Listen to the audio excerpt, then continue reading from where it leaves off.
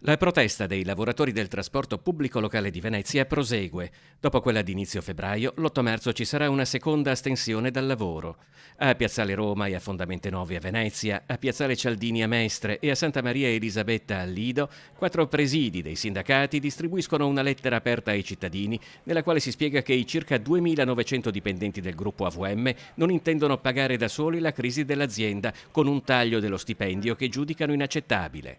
Economicamente perdono dai 300 ai 350 euro i lavoratori, in più a un aumento del carico di lavoro concordato negli anni, conquiste che sono ormai da decenni che l'azienda ha. Aumentare i carichi di lavoro con il traffico che oggi c'è nelle strade è irresponsabile.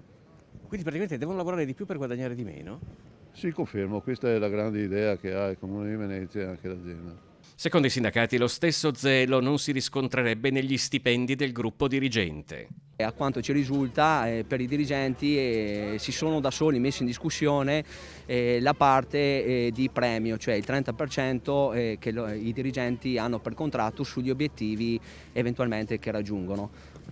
Evidentemente la situazione che stiamo vivendo di una crisi profonda non permette ovviamente di raggiungere nessun obiettivo e pertanto stiamo parlando di un taglio che riguarda una parte dello stipendio dei dirigenti che non avrebbero neanche diritto di percepire. Mentre con i dipendenti si risparmiano 22 milioni di euro, si legge nella lettera aperta di CGIL, CISL, UIL, USB, UGL e CISAL, il Comune trattiene 8 milioni di euro dai titoli di viaggio turistici e grava sul gruppo AVM con una serie di mutui che vanno dal tram al People Mover, oltre che aver scaricato il costo di progettazione e costruzione della Valle Naribis. Nel 2020, sostengono tutte le sigle sindacali, il Comune ha caricato sul gruppo AVM la costruzione e messa a norma del parco scambiatori ai Pili, la costruzione del bici park al garage comunale e la gratuità delle strisce blu sui parcheggi a pagamento, manovra il cui ammontare complessivo si attesta intorno ai 30 milioni di euro.